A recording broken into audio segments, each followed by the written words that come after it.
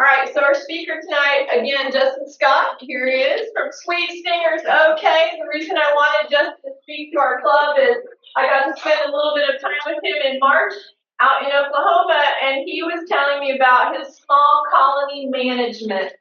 And it was intriguing. It made great sense to me. And then he said, you all have learned your colony management from commercial beekeepers, and you don't need to be doing it that way. And I was like, woo! Want you to talk to everybody. So that's why he's here. Welcome, Justin. Thanks for joining us. I appreciate it. Oh, well, thank you for having me. Yeah, my name is Justin Scott. I'm the owner of Sweet Stingers Honey and Apiary. We're an Oklahoma beekeeping management company. So our company manages hives for people that want bees, but they don't want to be beekeepers, and so they hire us. We put them. Most of our hives sit in urban residential neighborhoods, not on like acreages, not on fields or anything like that. So they're inside cities, downtowns. We do a lot of rooftops as well. I learned beekeeping through with my grandfather. I started about the age of 9, so I've been in it about 34 years now. And the way that we manage hives is how my grandfather taught me. And until I came to started doing social media stuff, I never really thought that we did anything different. And it wasn't until probably 3 or 4 years ago when I started the social media side of Sweet Stingers that beekeepers were telling me I'm going to lose all my colonies. I didn't know what I was doing, and then I had a few beekeepers that were like, "Hold on, what is exactly are you doing?" And so I started researching it, and it was something that I haven't found very many beekeepers that do, but they include or they do different parts to it and stuff. So it is kind of a unique management system, but it is something that I find very valuable, especially for an urban beekeeping or people that want to try to get away from a lot of chemical use. So I will get my screen shared right quick. Can you guys hear me just fine and everything? Yeah. Yeah.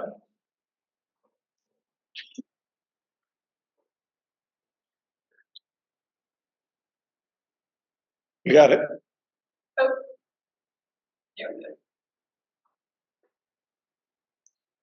Okay, so what we do is I call it small hive management, and I'm not really for sure if there is a name for it. It's just I use small hive management, and the first time I ever heard somebody use the term with Thomas Seeley, and so he kind of coined the term, and he calls it small beekeeping, and in his terms, it is the ideal colony size, which is a standard 10 frame deep Langstroth hive.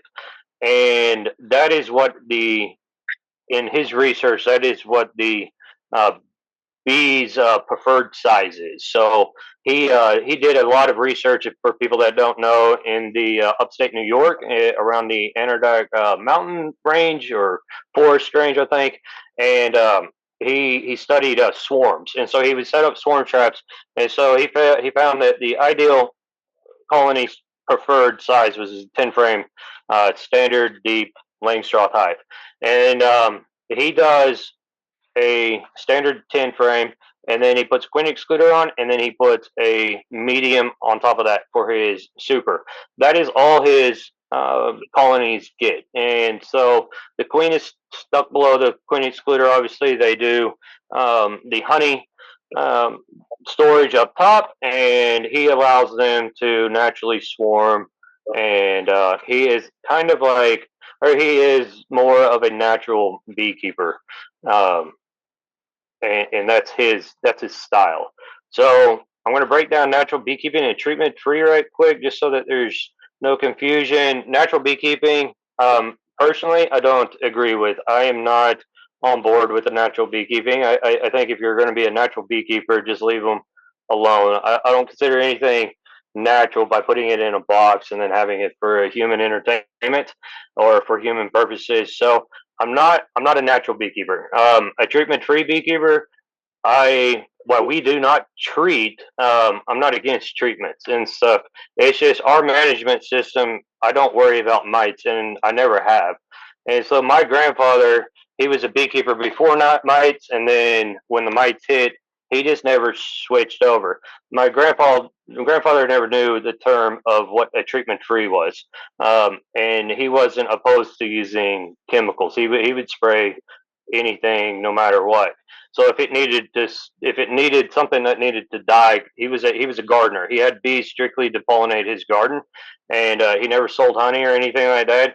But if he had a pest problem, he was going to take care of it. So the treatment free wasn't something that he did. His management style kept Varero at a very low rate, and we just never really get high numbers of Varero. So it's not a you could be treatment free. There are large scale treatment free operations around. It's different.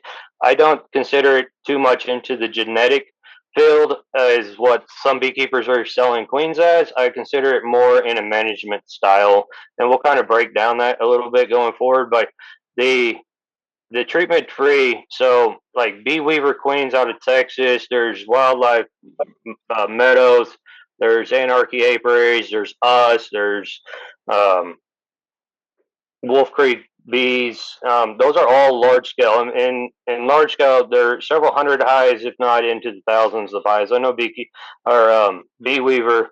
They're several thousand. We're right at 1,000 hives and stuff. And like I say, I've been in studies for different treatments and stuff. It's just overall we're not real big on the treatment and stuff. So it's mainly in the approach and the management style of how we do things. So a little bit of background. I keep single management, single brood management hives. So all of my colonies right now are getting knocked down to single management. We're pulling honey right now.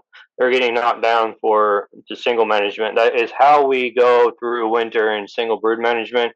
And the coming out. So I use a few different methods, and it will.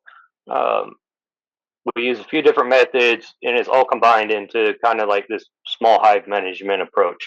So coming out of winter, we in the about in our area about mid March to late March, I go ahead and put on a second box. All right, so my queens have wintered through the winter in a single box. I put a second box on and I open it up for the queen to go anywhere she wants to, because I am also going to be harvesting a honey crop. All right, so unlike Tom Seeley, where he only has one super and he's using just maybe a frame or two for personal consumption, his is not made for a honey crop. We're taking advantage of bees build up in the spring for our honey crop. So we're opening it up. We're giving them two boxes. That way, it will help our queens, build up a big nest, because you need a big population to get a nice honey crop. And then after the first part of March, or after the late end of March, all the way up until about April 15th, tax time, about April 20th, somewhere in there, we will pull our queens down back into a single and put our queen excluder on. And then we will take the brood nest and we'll kind of take it apart at this point. So what we're doing is I'm moving the captive brood up above the queen excluder. I'm just moving maybe 2 frames, 3 frames, and 1 frame of open brood. And then everything else, so whatever the queen laid in the top box is going to come down into the bottom box with the queen. And so the way that the queen excluder works, a lot of people don't know how to use them. If you put open brood above a queen excluder, the nurse bees are automatically coming up through that thing because they won't leave their brood. They're coming in there to take care of the brood. So they will go up through a queen excluder, and there is nothing stopping them. So it's when people use a queen excluder and they either put an empty box on there or they don't have anything to entice the bees upwards, and so like the box is just full of foundation. That is what makes it harder for bees to go up into it. So if you do use queen excluders, or if you have trouble using queen excluders, try putting brood up above it, and that will help. So we put a little bit of brood up there, and about April 20th, in about 3 weeks, we start the beginning of our main flow. And that's exactly what I want, because I want all that brood to hatch, and then I want the bees to be backfilling that top box. And then we will put in a super. Now, I use complete deeps, all deeps. I don't use mediums and stuff like that. I use a single size. I think it's easier overall for management and everything. So everything in mine is deep. So we will go ahead and stick on another box come late April into the first part of May. This way they have plenty of room, and then they have plenty of room for the oncoming nectar that's coming in. Okay, so they will the bees will hatch out of that brood, and then the bees will start backfilling that. All right, now for me personally, in my management style, that top box right above the brood nest is what I call their food box. I want that completely full. I do not personally harvest this. You can harvest it if that's your goal for big honey crops and stuff. There's a lot of beekeepers that do, but for me, I personally don't like to feed a whole lot. I will feed it. I won't let a colony starve, but I will feed if they need it. But I try to leave that box full of honey for them. So we go up there and we get ready for our honey flow. Our honey flow here in Oklahoma is pretty short lived. It is from about mid May through about mid June, and then we're done. And our fall flow is mainly only in the northeastern part of Oklahoma. The central part, I keep bees across the entire state, but in the northern eastern part is where we'll get maybe a fall flow. And then, but a lot of my bees yards in the central and western part of Oklahoma, we don't have a fall flow, so we're not really harvesting anymore after the middle of June, late June. That's when our honey flow is usually ending, and we go through a very big dearth usually, and our dearth is July and August. So we're just now coming out of it with a little bit of goldenrod that is starting to bloom, and the aster starting to bloom. So this will give us a little bit of a trickle coming in. So July and August we're in a pretty good dearth, and some years we can be in a great big dearth, depending on the rains that we get. So there is that. I heard Tracy in the meeting talking about these massive colonies and stuff, and her tearing it down. And massive colonies are fun to an extent, but then in my opinion, a lot of beekeepers fail in the summertime because they do have these massive colonies and they don't really know what to do with it. And massive colonies, two things about them is they breed a lot of mites and they also eat a lot of food.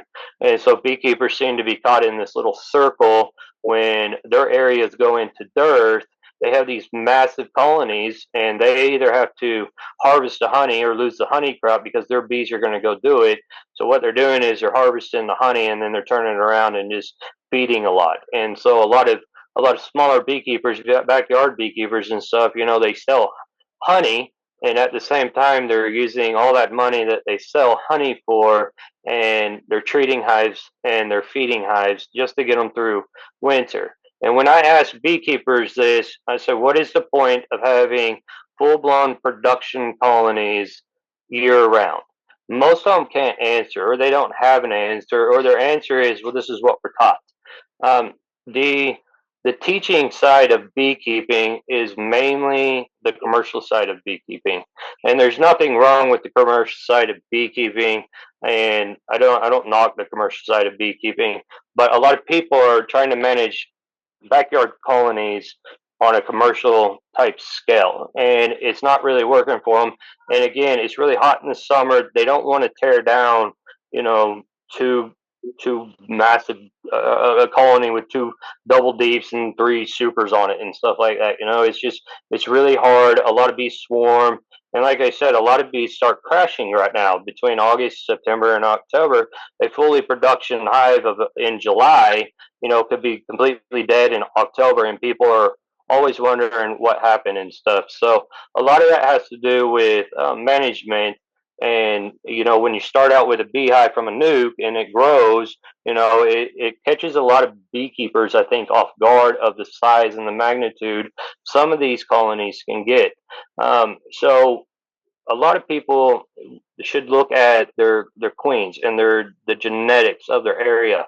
So one of our common bees is the Italian bee, and that is very common. It's found everywhere, and it is heavily used in the commercial side of beekeeping. Now, Italian bees are good for that type of situation because they brood extremely heavy, and they brood no matter what. They don't. It doesn't matter if there's forage coming in or if there's not. And Italian bees will completely starve themselves to death by brooding so much. So they will they require a lot of food. And so the commercial side needs these huge colonies because they're in migratory, so they're set up for pollination and stuff.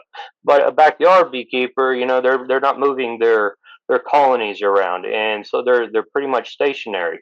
And so I look at genetics in that way. So I want my colonies to completely shut down when the nectar flow stops.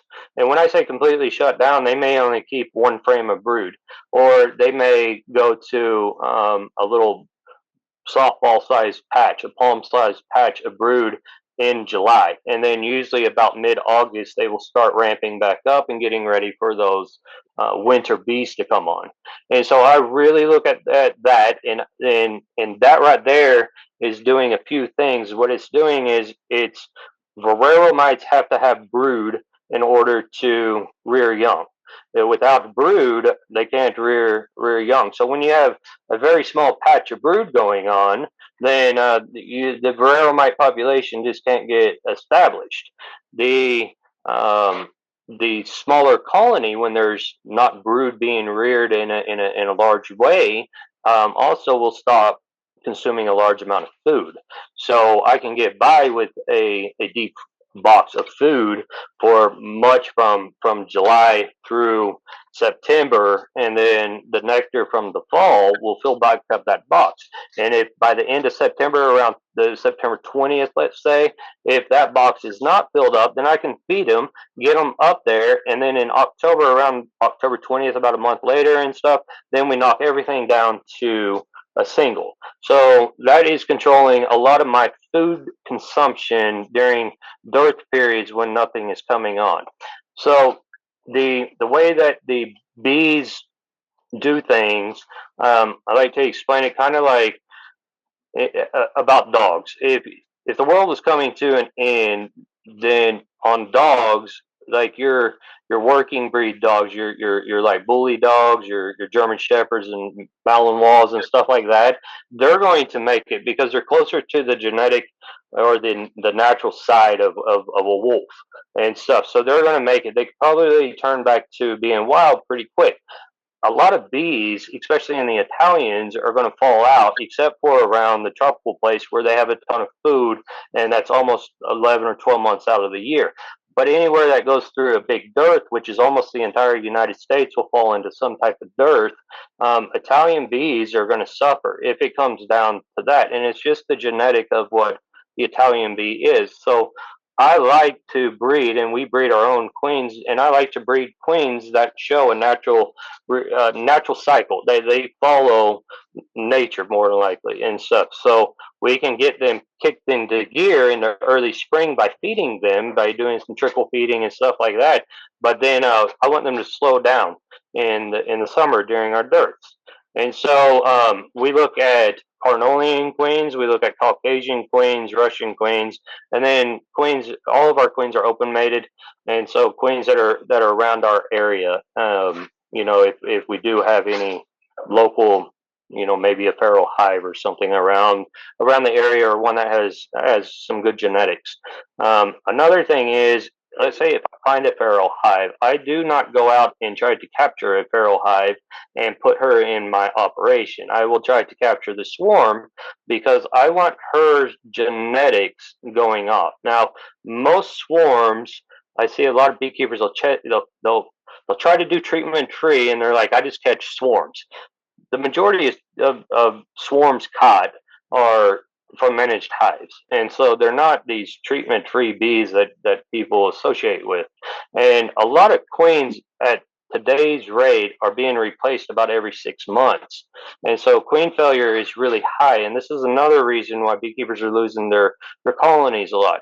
A lot of bees are when we go through and inspect our hives, you find the queen, and then you're done looking for the queen. But there's more double queen hives than what a lot of beekeepers realize, and I think they're replacing queens, and we don't know it. So people will say, "Well, I have this queen, and she's 2 or 3 years old."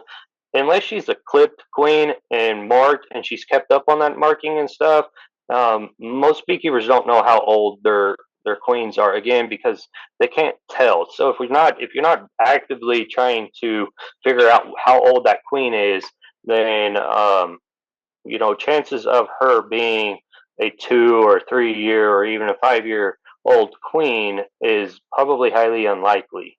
And so queen failure is getting a lot bigger, a lot broader and stuff. And so that is something that we focus on. I don't need a heavy brooding hive at all times.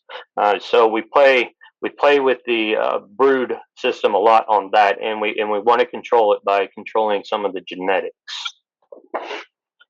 So then after our harvest, okay, so if we come into when we get into June, and about the start of the second week of June, what we do is we do a brood break.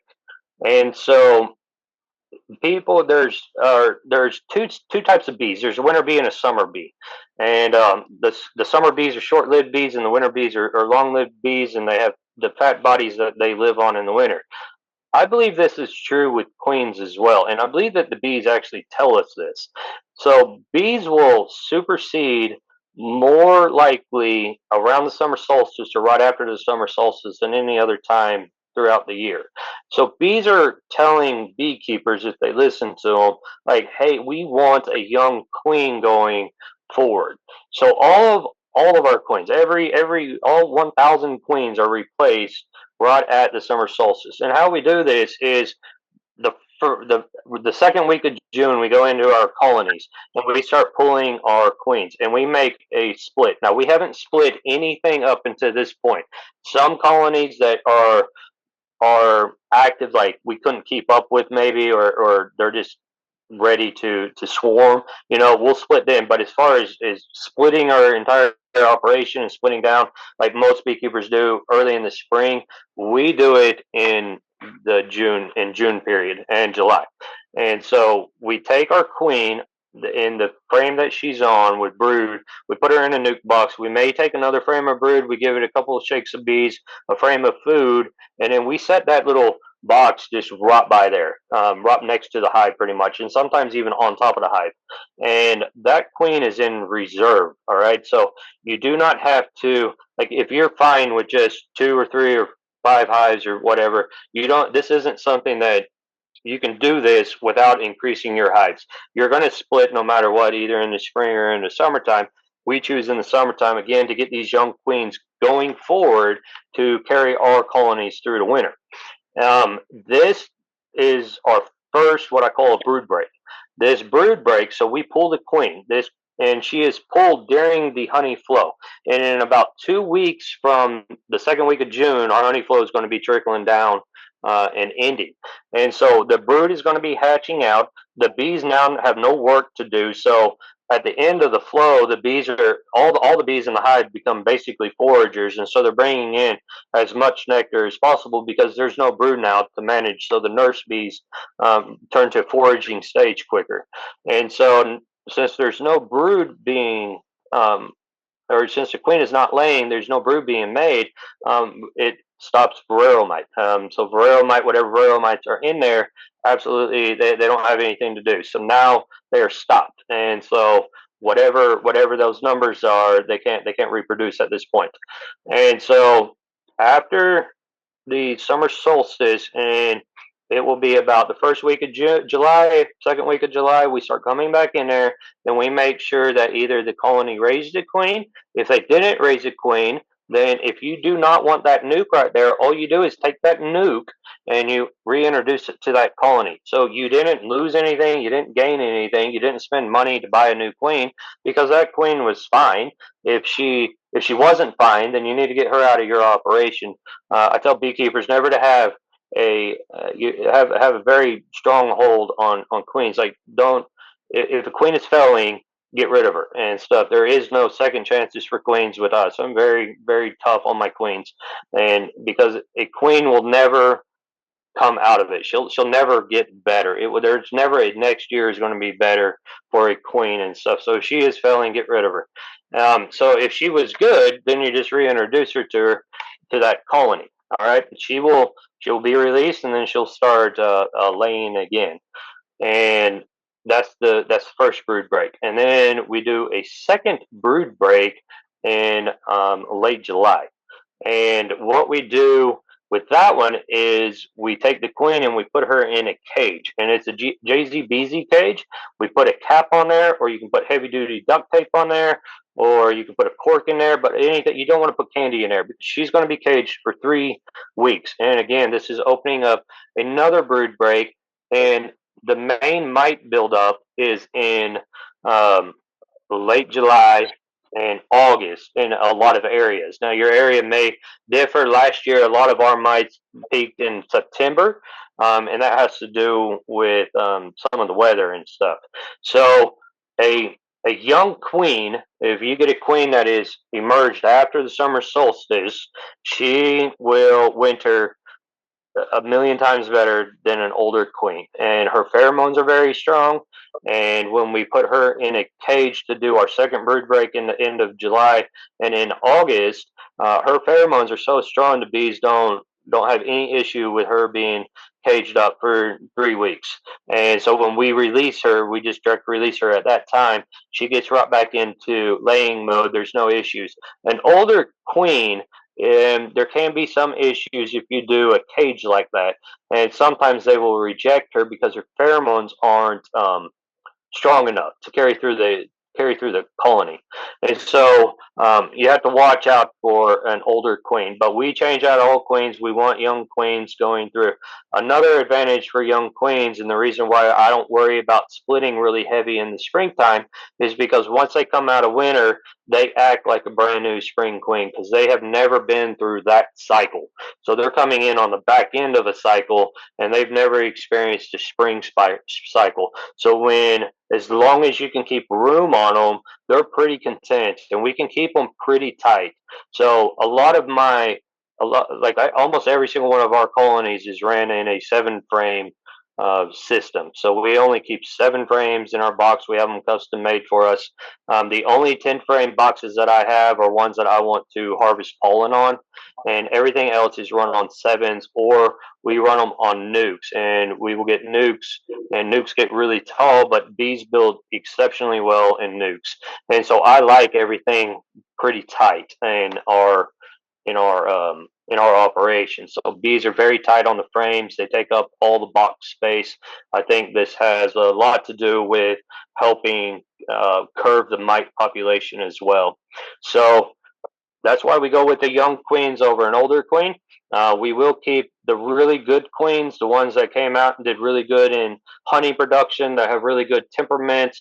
We do test for Varroa, so we do an alcohol wash. I'm not just out here blind doing it. So it's when we do an alcohol wash, if the colony can't handle the Varroa mite load, then we just break the colony down. And by breaking the colony down, we literally just take 2 frames of brood, and we just make separate splits with it and stuff, so that colony, so now we're dispersing all the mites, and we get rid of that queen because obviously her genetics are not passing through, and I don't want her to keep building the drone population up, because that is where that genetic is coming from, is the drone. So people that keep letting bad queens populate the area, you're hindering the good queens coming, because those drones are keeping their genetics going. So that's why, again, we're pretty hard on the queens.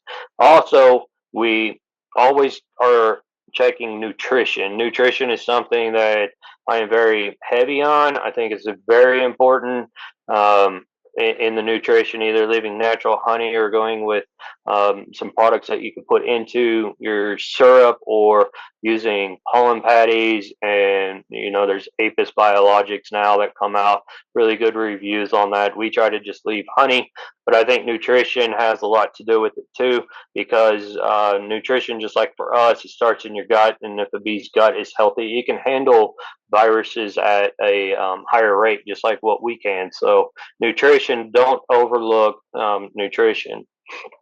So in the brood management, when you're splitting, um, so we're doing a brood break, back in June, and that's our main split. And so what we'll do with those splits are we will keep them for selling or for expansion of what we want to do with them. We will um, give them back to the colony, like reintroduce them. And what we do is we take a lot of our brood and we just equalize our colonies. So in the springtime, when we're coming out of winter, there will be some colonies that are just really populous and stuff. They did really well over winter. They came out. That queen is ready to go, and she's kicked into gear, and she's really building up. Well, we take brood from those big colonies, and we keep giving them to the little ones to keep boosting them. That also helps with that early onset of swarming. And I just don't like to be in that little rat race of where all the beekeepers are trying to find queens and nobody can find queens. And in my area, early spring queens are not very good mated and stuff. So they get mated a whole lot better in late May and into June and even into July. And our queen mating will be done about the end of July because of mainly just pests, and it gets too hot and drones are being kicked out by then here. So, but it's just a lot better return for us, a lot better for our queens to mate at that time. So we're constantly equalizing our colonies. After we do that first June brood break, when we take that colony out, when that new queen comes in and she starts laying, we start equalizing again. So from July through the end of September, about September 20th, September 25th, somewhere in there, we are keeping our colonies down only on 3 or 4 frames of brood. All the other brood is being pulled, and we're either making splits with it, we're using it to have overwintered nukes for dead outs, or beekeepers are wanting overwintered queens so that they can get started in early March or something. So we'll overwinter the queens in them. But we are constantly pulling brood out. So we're purposely managing the brood to keep our colonies small. And again, there is no forage coming in. This is breaking the mite cycles up because they don't have a big mite or big brood population to get going in and stuff. And so we're just constantly managing the brood, and we're keeping them at a single with a food box right above them, and we're just doing that. And then in the end of September, we give them full access to grow. And this is the growth period for when the queens are going to come on. Now your area may, or the winter bees are going to come on. Now your area may differ from September. You may have to do this in the beginning of September, to get ready for your winters. I'm sure your winters are a lot harsher than ours, but our queens here, even our old queens, they'll lay good frames of brood all the way through about Thanksgiving, and then our young queens will lay up until Christmas, even into the first of the year. We don't really get super cold now, and when I say super cold, our averages are like upper 20s and low 40s or mid 40s for averages in July and August, or in January and February. So January, February, and sometimes in March, we get hit with some cold weather, and that's when we will see them back down. Now, most of our colonies will not go fully broodless. They'll keep a small palm-sized patch of brood in them on 1 frame, maybe 2 frames. But this is a good time, like for people that use oxalic acid, to hit them with oxalic acid. So a lot of people do that during the winter. When you introduce a brood break, and that brood break happens, and you have it for 3 weeks, what happens to the varroa mite? They're all exposed. So a brood break in the middle of summer or even July, like I see people, they're always in like apple bar right now is a big common one because they have to deal with all the brood on their hives. So oxalic acid doesn't work. Well, apple bar you leave in, I think it's 45 days or something like that. Well, oxalic acid, when there's no brood, all the mites are exposed. So one or two hits for the people that want to use that, it's good, and so it will destroy the varroa mites. How we get around that, since we test, if I come in and I have a high colony with a high mite load in it, what I do is after my July brood break, and we introduce our queen back after 3 weeks in August. So next week we're going to be going back and turning all our queens loose. And when they start doing that, if that colony tested and it was a very high mite, now I have a very high threshold because again I need to make sure that our bees can handle a virus load and all that stuff because that's what we're going for. But if they come back and the numbers are just crazy high, what we do is I will take that queen and I will take an old comb that's like probably a comb that I'm going to throw away or I'm not going to really use or it'll be used for a swarm trap or something, and I will stick that queen on there, and they make uh, the queen excluder cages for frames. And so you stick this frame inside of or you stick that brood comb inside of that queen excluder frame, and you put that queen in there. And then you drop that queen in that cage now inside that colony. The bees are going to take care of her. She's going to lay that colony up. Now that's the only brood that is exposed. So now at that time, all the varroa mites that are in there are going to flood that frame. And now that frame becomes, if anybody uses drone comb to call their colonies and their varroa mites, that is basically your drone comb. So all the varroa mites flood that frame. Once it's capped over, we pull that frame out, take the queen out, shake the bees off, and freeze it. And then we will either trash it, or if you have chickens, let the chickens eat it, or if you have a really hygienic hive, then give it to them and they will clean it out. But they have to be a very hygienic hive. We do test for hygienic behavior amongst our hives as well. So that is how we will handle really high loads of Varro, is by that. So we don't have to use anything of a treatment because we're just using what Mother Nature is doing, and we're caging our queens at the prime time. So when you look at nature, nature does not raise young when there's nothing coming in. So it's not like when there is no food to feed their young, they don't want to give birth. That's a human thing and stuff. So bees naturally will go down there, but the Italian bee again is the one that has been bred to go up to just lay brood nonstop. And so people with Italian or very heavy Italian genetics just have to understand you're going to be feeding those bees or you're leaving a lot of honey on those hives because of the way that they have a growth down, the way that they brood up and they continue to brood up. So hopefully that makes sense on some of that. So using treatments like we said, you can go in with an oxalic acid, and the oxalic acid will do a lot of damage to mites that are exposed, but it won't do anything to mites under brood, captive brood. So you can use this if you are trying to go into treatment free.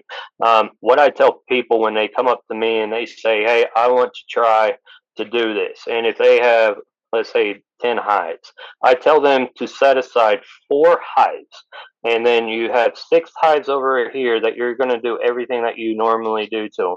Manage them how you do, treat them, feed them, and all that. And then take these 4 hives, and those 4 hives start learning something new about them and stuff. I tell people you might be able to back off your hive checks and maybe not have to be in there every 7 to 10 days, because every time that we open the hive up, we're also changing the external temperature or the internal temperature of that colony.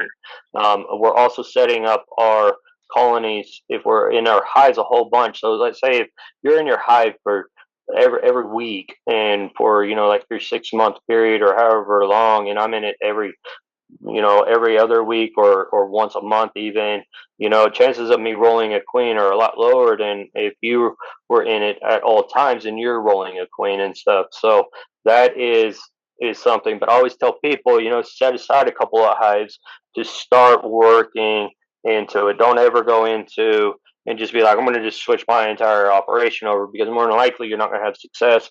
And I think this is where a lot of beekeepers are will do. They will just, they'll try it one time and they fail and they say it won't work, and then they move on, instead of saying, you know what, I can use this, and I can take some of my colonies and put them in here and try it. Dan Weaver, the owner of Bee Weaver, he has his story when he became a treatment-free operation. He took like 1,000 of his colonies. I don't know how many he ran at that time, and it may be more, but he took like 1,000 of his colonies and set them aside, and all but 9 of them died before winter. And then he took 9 through winter, and I think 3 of them came back.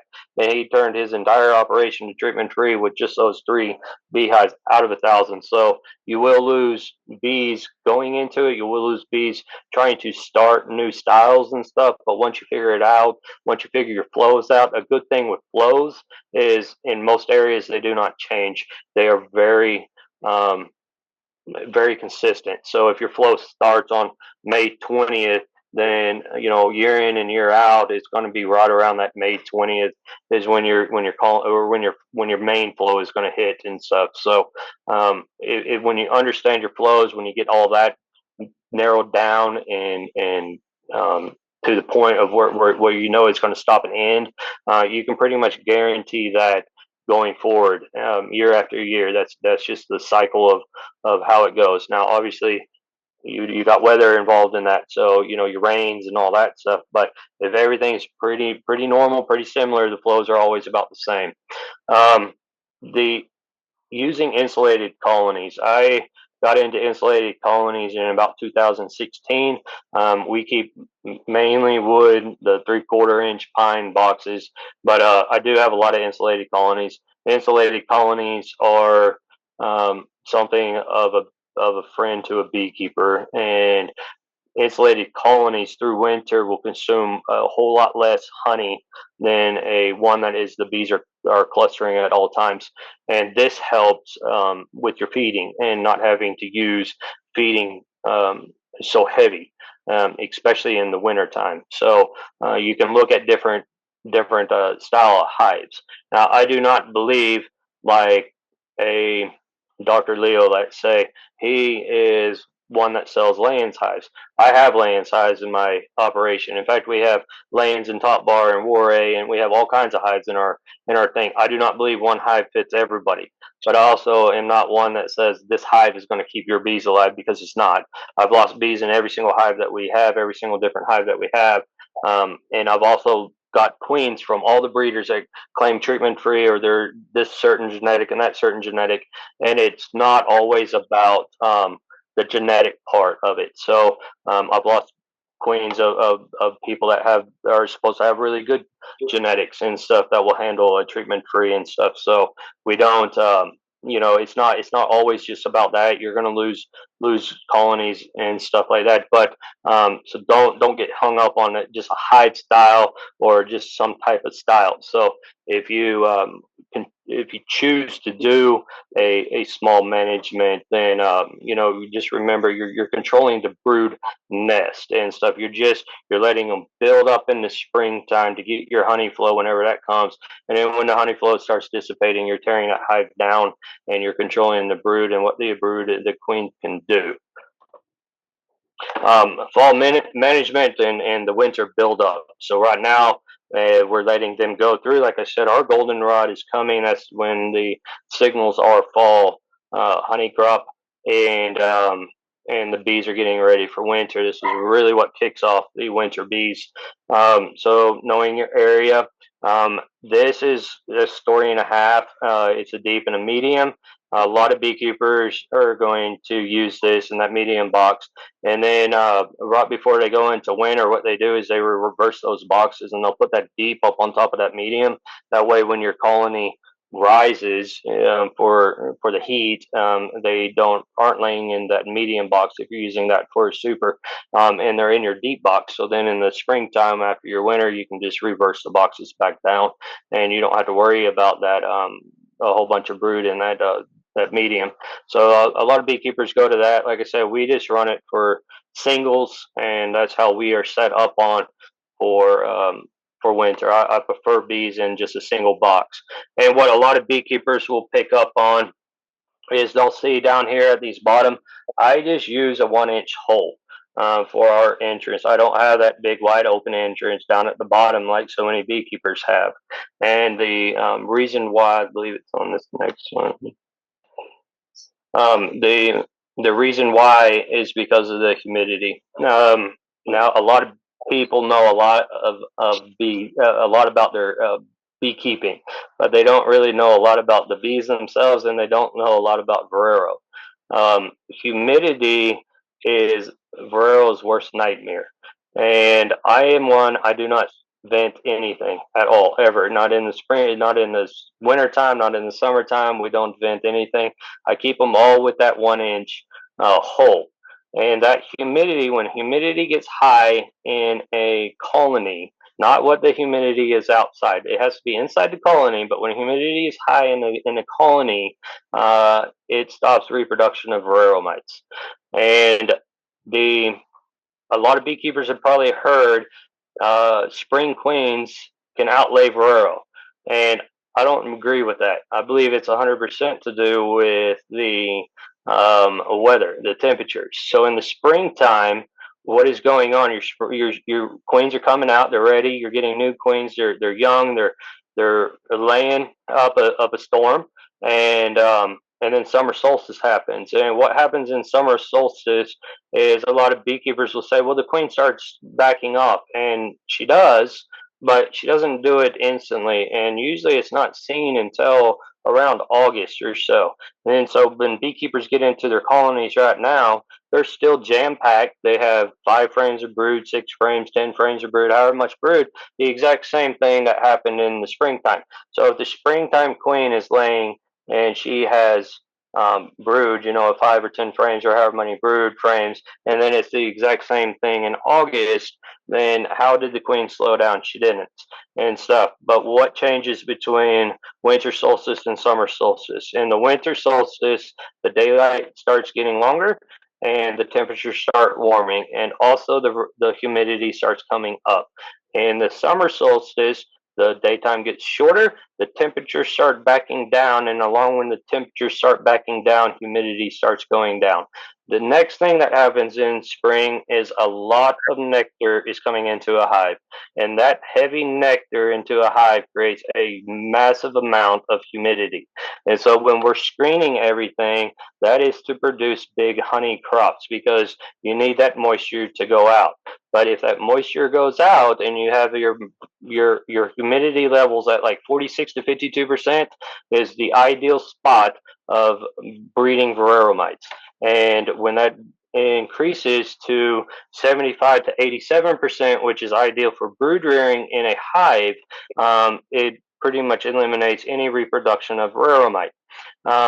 Also, temperatures. Now, I didn't realize this temperature stuff really until about 2017, and we worked with a company that made a heating plate to kill varroa mite, and they're no longer in business. They went out with COVID, but the technology is there, and I believe that the technology within my lifetime will come out of it and stuff. So we took these heating plates, and there was a few of us that our bees went to the labs and stuff and were tested during the temperature. Bees are masters at thermoregulation and stuff, so they keep their brood nest exactly where they want it. And so we are taking a heating plate, sticking it underneath our hives, plugged in, and the bees could regulate that temperature. And this heating plate got up to about 110ish and stuff, but they could regulate that. So we had to actually like physically block in the bees to hold that temperature, and then slowly open it up when it came up to temperature. And that was the only way that a strong colony we could keep and maintain a temperature of that. So bees are extremely good at controlling their temperature. But when um, the temperature of a hive gets up to 97 degrees, varroa mites become non reproductive, and brood is reared in best at 95 to about 97 degrees. at 100 degrees, Varroa mite, it kills them and stuff. So anything around 100, 102, it kills Varroa mite. So us keeping our colonies tight, or us keeping our colonies with a little bitty entrance and not vented and stuff, also is keeping a lot of humidity in our hives. Now, some people will always be like, well, how does Florida and Louisiana, they shouldn't have any mites? Again, it has nothing to do with the outside temperature and stuff or the outside humidity. I mean, we're pushing 80% humidity right now. It's extremely hot. We're in 115 degrees and stuff, and that's outside. And our colonies are still sitting at 96 degrees, where it's optimal for the brood rearing. So it's not about the outside temperatures. It's about what you can do inside the temperature or inside the colony and keep that. And I think that is a big reason why our Varroa mites stay so low, is because we just never took that path. I never got on board with the venting and everything. I've always told people that do want to do anything more in the treatment free type of thing, it's more about how you're managing colonies and using the small hive management techniques, controlling that brood, giving them brood breaks at the proper time before the Varroa mite hits, along with how you're keeping your hives, is just a tool in the grand scheme of thing of keeping Varroa mite very low in your colonies. So we did a whole bunch of testing with the temperature and stuff. There's some reports out on the internet about it. It's really neat. Will it kick off? I'm not for sure, but there's definitely things there, especially on the humidity side. I do a lesson. I put a lesson on lessons from the beehive is what I call it on my social media pages. And one of those things I let people know about is the humidity inside their hive. And that just, like I said, it completely will change how Varroa will lay, or it will kill them altogether. So in small hive management, the pros and cons. To me, it's the best practices for the urban landscape. You get your honey crop that you want, but you're not making neighbors mad. In the summertime, when bees can be a little bit more agitated, you're not having to tear down these massive colonies, because you did that back in June or back before the end of your honey flow.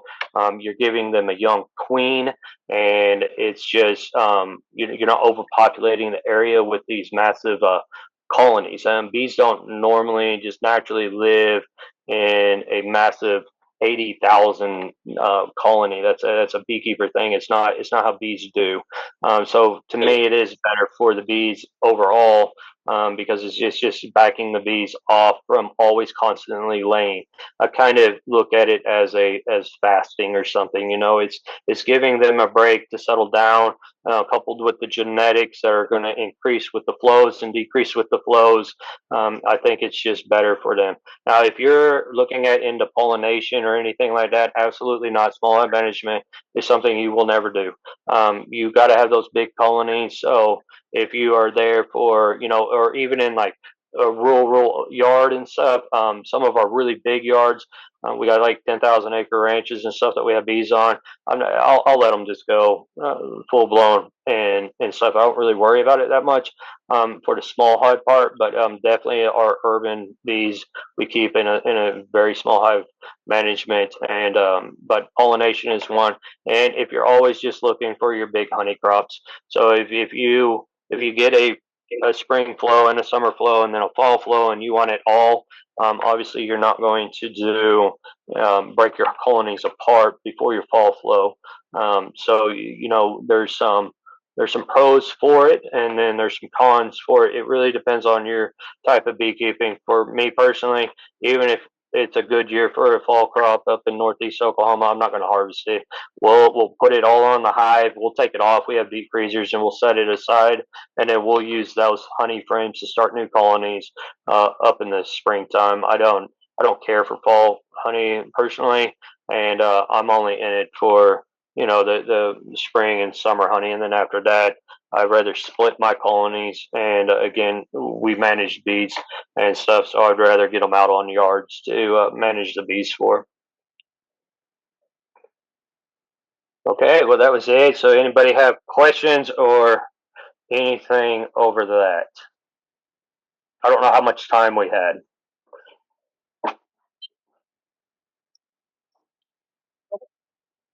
how do they drag the dead bees out the bottom? Is that a So the question is, how do they get rid of dead bees if you don't have an open bottom? Oh, bees are very hygienic. They carry them right out that little window or that little entrance and stuff. We don't have unless the bees are sick or it's a really small colony and stuff. Our bottom boards are clean. And so, and then in the springtime, like in the wintertime, when the bees we'll get snow, and so the bees are trapped up in there. In the springtime, when we are putting our colonies down, we may just take off the bottom board and dump them out and stuff. But you can take a little coat hanger. They're not all the way above my bottom board, so my bottom board has a lip on it, and that little lip is also cut out a little bit. So I can take a coat hanger and push them off to the side or something, like if that hole. But for the most part, our colonies will just haul the dead bees out. So we have very little issue with a whole bunch of debris on the bottom boards.